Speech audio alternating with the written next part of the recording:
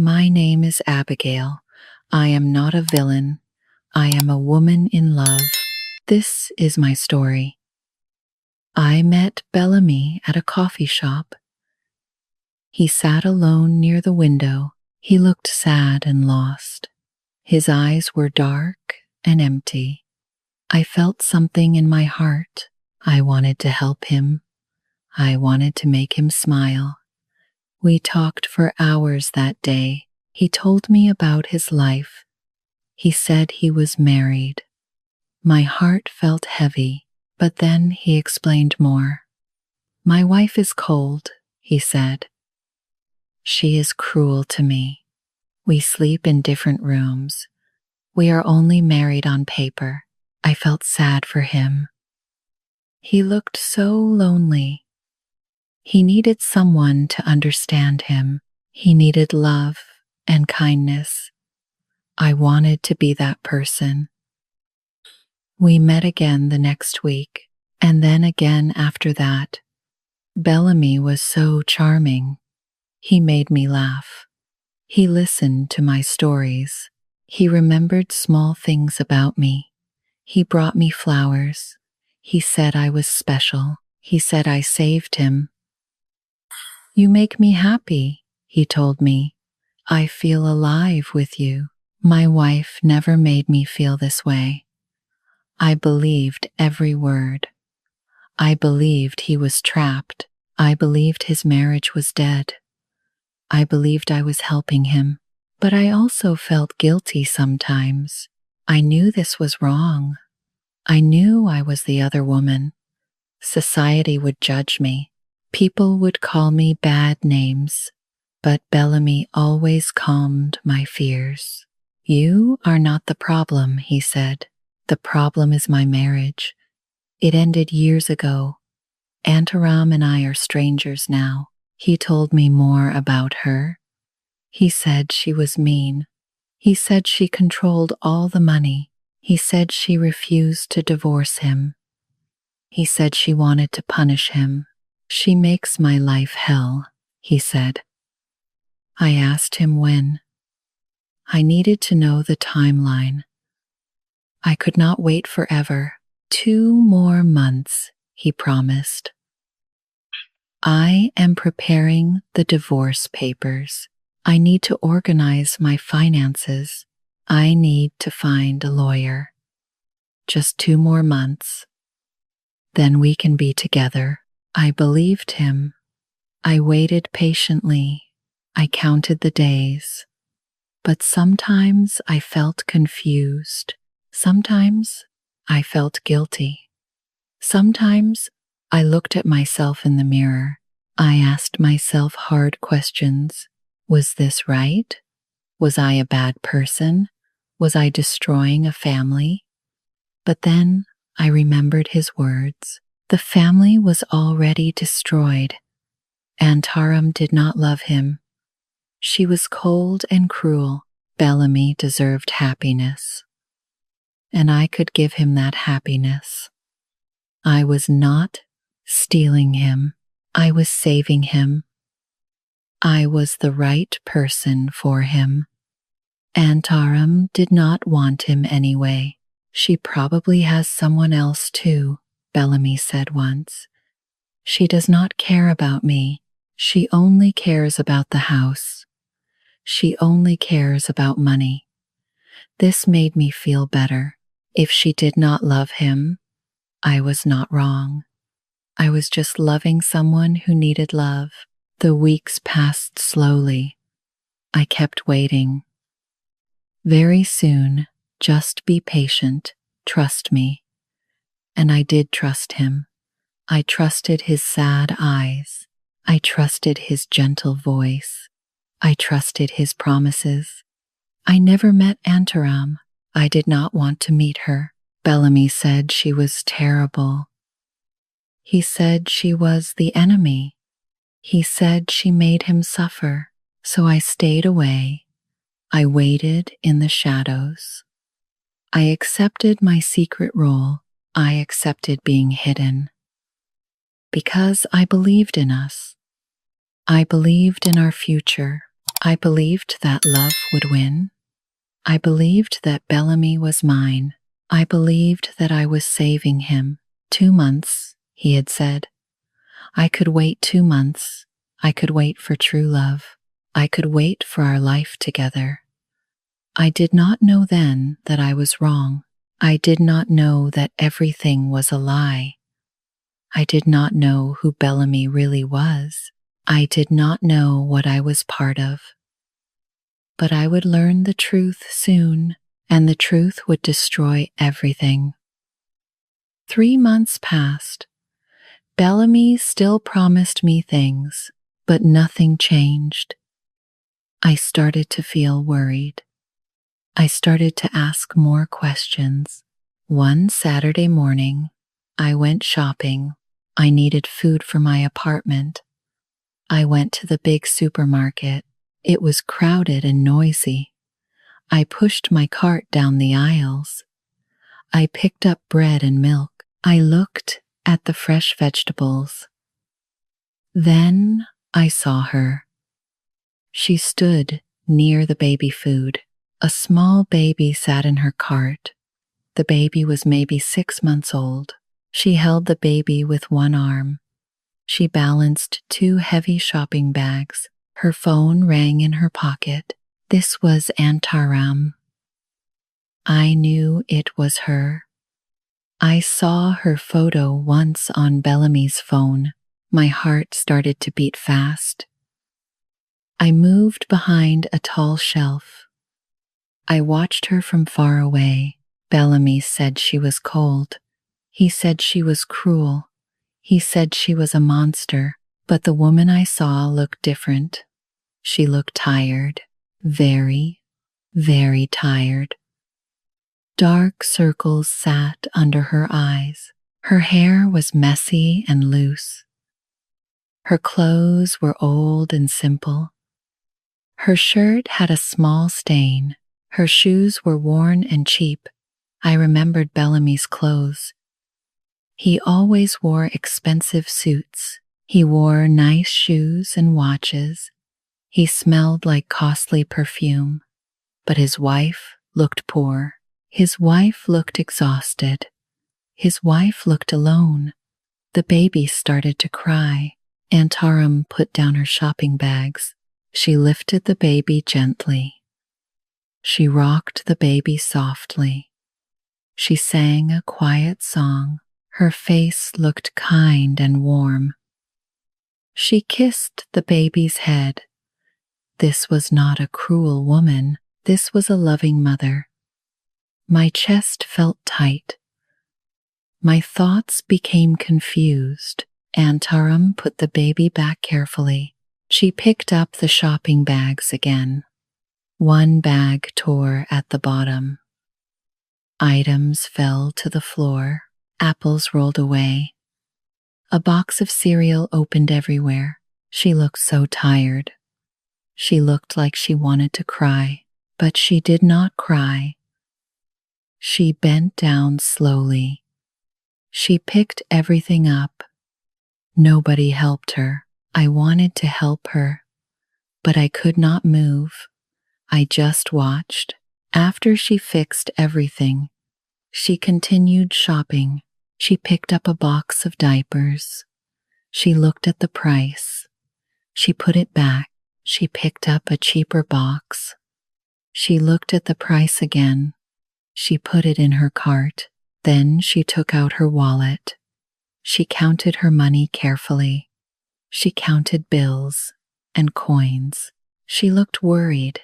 She put some items back. She kept only the necessary things.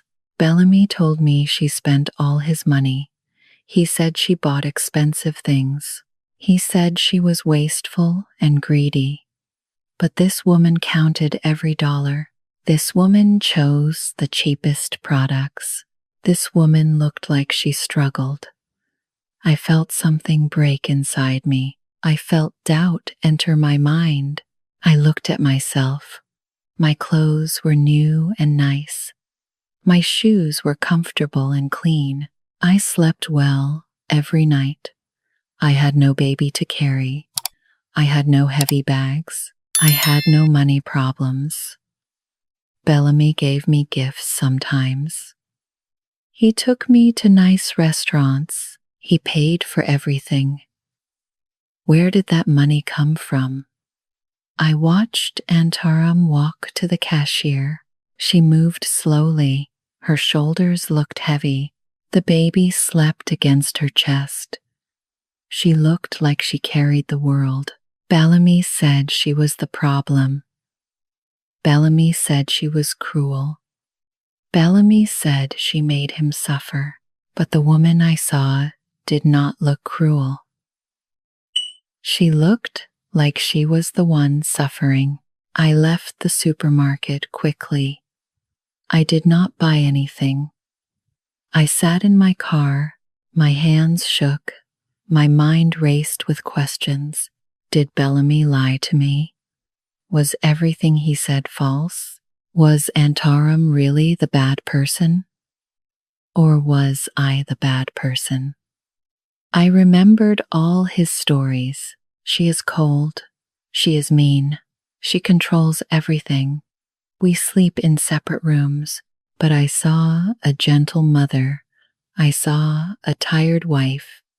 I saw a struggling woman. I saw someone who looked broken. Maybe Bellamy broke her. This thought scared me. This thought changed everything. I drove home in silence. I could not stop thinking. I could not stop seeing her face. I could not stop seeing her gentleness. I could not stop seeing her exhaustion. That night, Bellamy called me. I miss you, he said. His voice sounded sweet and warm. But I felt cold inside. I felt doubt grow bigger. I miss you too, I said. But my voice sounded different. Even I could hear the change. Are you okay? He asked. Yes, I lied. Then I said goodbye. I sat on my bed. I looked at my comfortable room. I thought about Antaram's worn shoes. I thought about her counting money.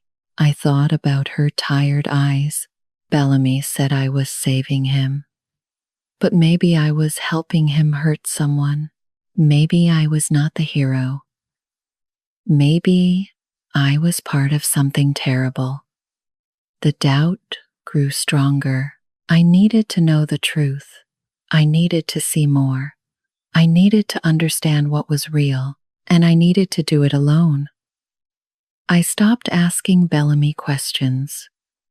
Questions gave him time to lie. I decided to watch instead. I decided to find the truth myself. I knew where he lived. He told me the address once. He said he hated that house. He said it was a prison. One evening, I drove there. My hands felt cold on the wheel. My heart beat fast and loud. I felt scared but determined. The house was not big. It was a normal family home. It had a small front yard. It looked quiet and peaceful. I parked down the street. I sat in the shadows. I watched and waited. Bellamy said he slept in the guest room. He said they never shared a bed. He said they lived like strangers. He said the house felt like hell. I wanted to see if this was true. The sun went down slowly. Lights turned on inside the house. I could see through the front window. The curtains were partly open. I saw movement inside. I saw two people. I saw Bellamy and Antaram. They were in the living room. They sat on the couch together, not far apart, together. Bellamy laughed at something. His face looked happy and relaxed. He looked comfortable and at home. He did not look trapped. He did not look miserable. Then I saw him touch her. He put his hand on her shoulder. It was a gentle touch. It was a familiar touch. It was the touch of a husband. Aunt Aram smiled a little. She looked tired like before, but she did not look angry. She did not look cruel. She just looked tired. The baby cried somewhere in the house. Aunt Aram stood up quickly. Bellamy stood up too. They walked together toward the sound. They looked like a normal couple. They looked like a team. They looked like partners. My phone buzzed in my hand. I looked down at the screen. It was a message from Bellamy. She is yelling at me again. It is hell here. I miss you. I looked up at the window. Nobody was yelling. Nobody was fighting. Bellamy was not in hell. Bellamy was lying. My hands started to shake. My breath came fast and angry. I read the message again. I looked at the window again.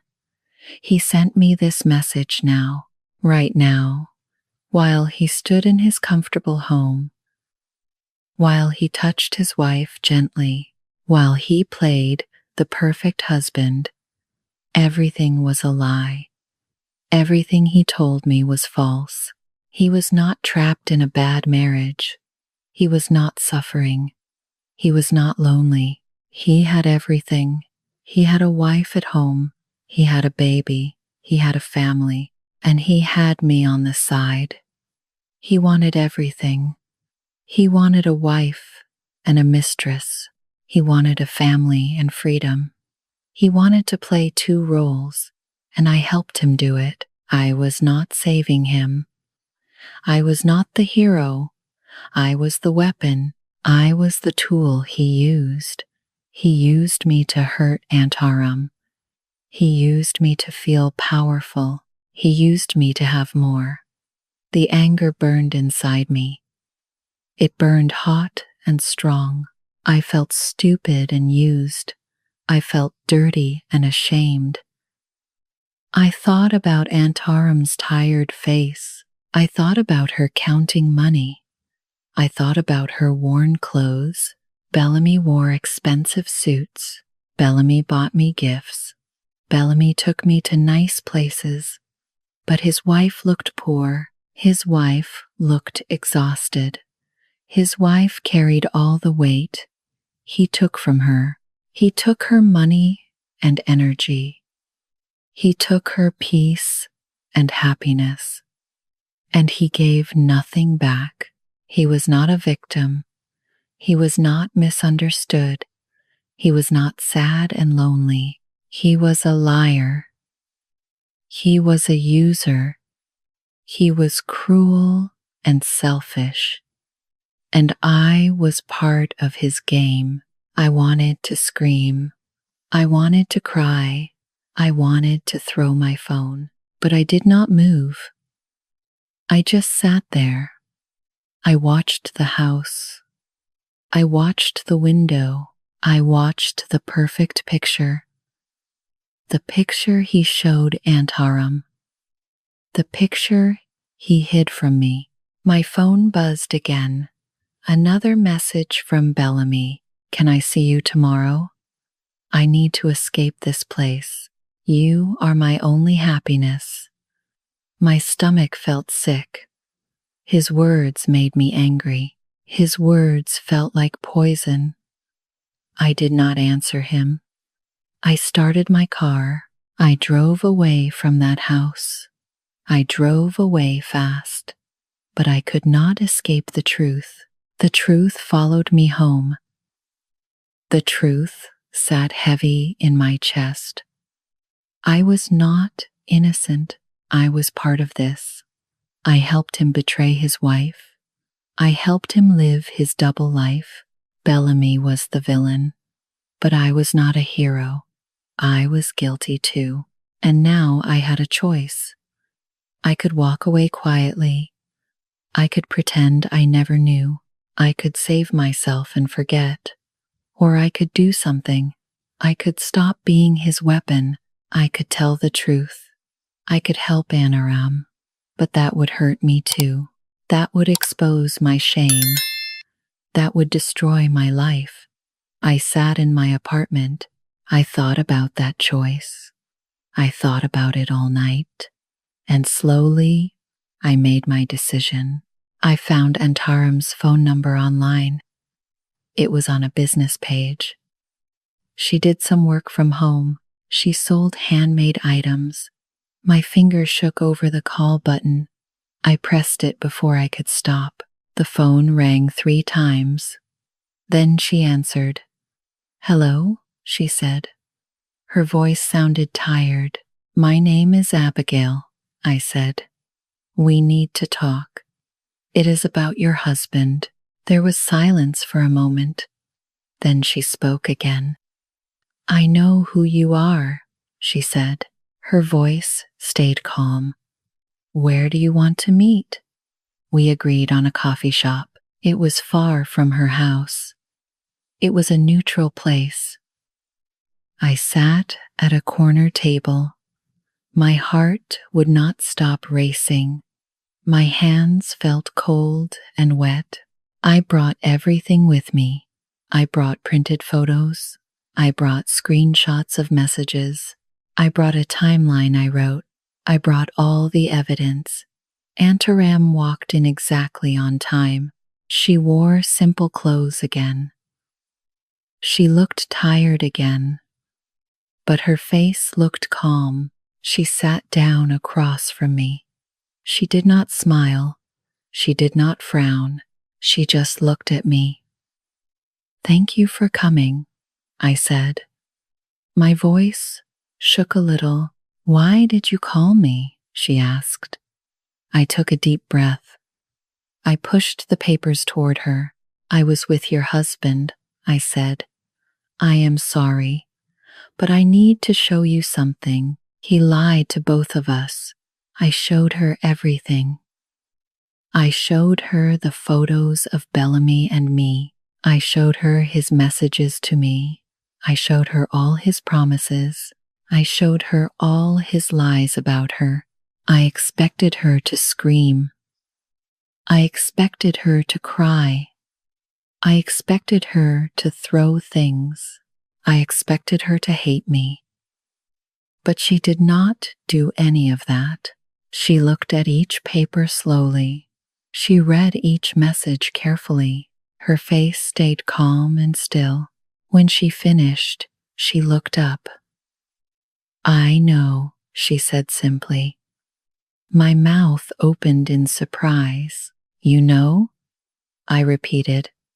"I have known for months," she said. "I found messages on his phone. I saw charges on the credit card. I am not stupid." "Then why?" I started to ask. "Why did I stay?" she finished. "Because I have no choice yet." She explained everything to me. Bellamy controlled all the money. His name was on the bank accounts. His name was on the house. She had almost nothing in her name. "If I leave now, I get nothing," she said. "He will take everything. He will leave me and the baby with nothing." She told me more. Her mother was very sick. Her mother needed medicine and care.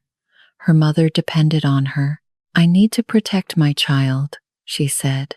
"I need to protect my mother. I am working with a lawyer now. I am moving money slowly and carefully. I am getting papers ready, but I need more time." I listened to every word. I felt ashamed of myself. I judged this woman. I thought she was the enemy, but she was just trying to survive. "How much time?" I asked. 2 more months, she said. "Maybe 3. I need to sign some papers. I need to secure some assets. Then I can leave safely." She looked at me directly. "I need you to do something," she said. "I need you to wait. Do not expose him yet. Do not tell anyone yet. If he knows I am planning this, he will stop me. He will hide everything. He will take the baby from me. Her voice stayed calm, but I saw fear in her eyes. Please, she said, wait until I am ready. Then we can both tell the truth. I thought about her request. I thought about the risk. I thought about Bellamy's power. How do I know you will do it? I asked. How do I know this is real? She understood my doubt. Record this conversation, she said. Keep it safe. If something happens to me, use it. If I do not do what I promise, use it. I took out my phone. I started recording. I asked her to repeat everything. She told me her plan again. She told me the timeline again. She told me why she stayed. She told me what she needed. Then she said something else. I do not hate you, she said. I am angry, yes. But I understand. He is very good at lying. He fooled you too. Her words surprised me. Her kindness surprised me. I hated her for so long. I thought she was cold and cruel, but she was just a woman trying to survive. She was just a mother protecting her child. I am sorry, I said. My voice broke a little. I am so sorry. Save your sorry, she said. Help me instead. Keep his attention on you. Let him think everything is normal. Give me time to prepare. I nodded slowly. I will wait, I said. I will give you time. But you must promise to do this. You must promise to expose him. I promise, she said. When my child is safe, we show the truth. We sat there for a moment, two women who should be enemies, two women who were both victims, two women who now had a secret plan. He will be angry, I said. When we expose him, he will fight back. Let him be angry, she said. I am tired of being afraid. I am tired of protecting his secrets. When the time comes, we destroy his lies. Her calm voice scared me a little, but it also gave me strength.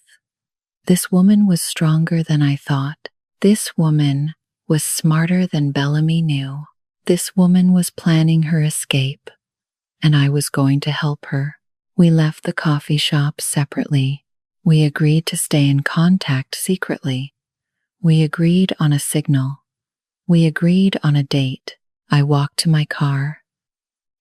I felt different than before. I felt less alone. I felt less guilty. I was still wrong for what I did. I was still part of the betrayal, but now I could make it right. Now I could help fix this. Now I could stop being his weapon. I could become Antaram's ally instead. 6 weeks passed. I stayed in contact with Antaram. We sent messages in secret. We used a hidden chat app. She told me about her progress. She signed some papers. She moved some money. She prepared her escape. Everything seemed to go well, but Bellamy started to act strange. He looked at me differently. He asked me odd questions. Did you go anywhere yesterday? He asked. Did you talk to anyone new? Why do you seem different? I told him I was fine. I told him nothing changed. But he did not believe me. One night, I left my phone on the table. I went to the bathroom. When I came back, Bellamy held my phone. His face looked dark and angry. Who is A? He asked. His voice was cold.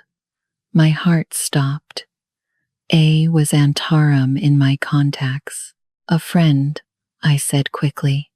Just a friend from work. You do not have work, he said. You are lying to me. He read my messages out loud. He read my plans with Antaram. He read everything. I felt panic fill my chest. Bellamy, I can explain, I said. You talked to my wife, he shouted. You went behind my back. You betrayed me. He threw my phone at the wall. It broke into pieces, then he left. He did not say goodbye. He just left. I knew something bad would happen. I knew he would fight back. I just did not know how. The next morning, I woke up. I checked my computer. My email was full of messages. Messages from friends. Messages from family. Messages from people I knew. They all said the same thing. Is this true? Did you really do this? Are you okay? I opened social media. Bellamy posted something online. He posted it everywhere, on every platform. I need to speak the truth, he wrote. A woman is stalking me. Her name is Abigail. She is obsessed with me. She will not leave me alone. I barely know her. She creates lies about me. She is dangerous and crazy. Please stay away from her. He added more posts. He showed edited messages. He showed edited photos. He made me look insane. He made me look like a liar. My phone buzzed with new messages. People believed him. People called me terrible names. People said I was crazy. People said I was a stalker. I felt my world collapse. But then something worse happened. My new phone rang. It was Antaram. She sounded terrified. He knows, she said. Her voice shook badly. He knows about our plan. What did he do? I asked. He called my family, she said. He told them I am mentally unstable. He said I have postpartum depression. He said I am paranoid and dangerous. He said, I believe crazy things. She started to cry. He is making me see a therapist, she said. He is documenting everything. He is building a case against me. He says I am an unfit mother. He is going to take my baby. He is going to take custody. My blood ran cold. He threatens me every day, she continued. He says I will lose everything. He says no one will believe me. He says he will win. And he is right. He is going to win. I cannot fight him. Yes, you can, I said. But my voice did not sound strong. No, she said. He has money and power. He has lawyers and connections. I have nothing. If we wait longer, I lose my child. He is moving too fast. The plan does not work anymore. She cried harder. I am so scared, she said. But I cannot stop him. I sat down on my floor. I thought about our plan. We needed 2 more weeks. Just 2 more weeks. Then Antaram would be safe. Then we could expose Bellamy together. But 2 weeks was too long. Bellamy was moving now. He was attacking now. He was destroying us now. If we waited, Antaram would lose her child. If we waited, Bellamy would win. If we waited, the truth would die. I looked at the hate messages. I looked at Bellamy's lies online. He already destroyed my reputation. He already made people hate me. I already lost everything. But Antaram still had her baby. Antaram still had a chance. And that chance was running out. I made my decision. Listen to me, I said to Antaram. Today, But I am not ready, she said. It does not matter. I said, if we wait, you lose your child. I will not let that happen. I will expose him now. I will tell everyone the truth. But what about you? She asked. He will destroy you completely. He already did, I said. I have nothing left to lose. But you still have your baby. So, we do this now. I heard her breathing slow down. Okay, she said finally. Do it. Tell the truth. Save my child. I hung up the phone. I opened my computer. I prepared to destroy Bellamy's lies. I prepared to destroy my own life too. But some things were worth destroying for. I spent 3 hours organizing everything. I gathered all the evidence. I found every message from Bellamy. I found every lie he told me. I found every promise he broke. I had screenshots of his texts. I had photos of us together. I had recordings of his voice. I had the timeline I created. I had proof of everything. I also had Antaram's recording. She gave me permission to use it. I created one long document. I wrote everything in simple words. I explained the whole story. I started with the truth. My name is Abigail. I wrote, I was the other woman. I had an affair with a married man. I was wrong, but I need to tell the truth now. Then I posted everything. I posted it on every platform. I used my real name. I showed my real face. I posted all the evidence. I posted Bellamy's messages to me. I posted his messages to Antaram. I posted his lies about both of us. I posted the proof of his double life. I wrote one final message. Bellamy lied to everyone, I said. He lied to his wife. He lied to me. He is not a victim. He is a liar and manipulator. This is the truth. Then I pressed the upload button. The internet exploded within hours. People shared my post everywhere. People commented thousands of times. People tagged Bellamy. People tagged his family. Some people supported me, but many people attacked me. They called me terrible names: homewrecker, liar, traitor, evil woman, but they also attacked Bellamy. They saw his lies clearly now. They saw what he really was. His company fired him 2 days later. His clients left him. His friends stopped talking to him. His perfect reputation died completely. Nobody believed his stories anymore. Nobody thought Antaram was crazy. Nobody thought I was a stalker. The truth was public now. The truth destroyed his lies. Antaram called me 1 week later. It worked, she said. Her voice sounded stronger than before. His lawyer cannot fight the evidence. I will get custody. I will get the house. I will be safe. Good, I said. That is all that matters.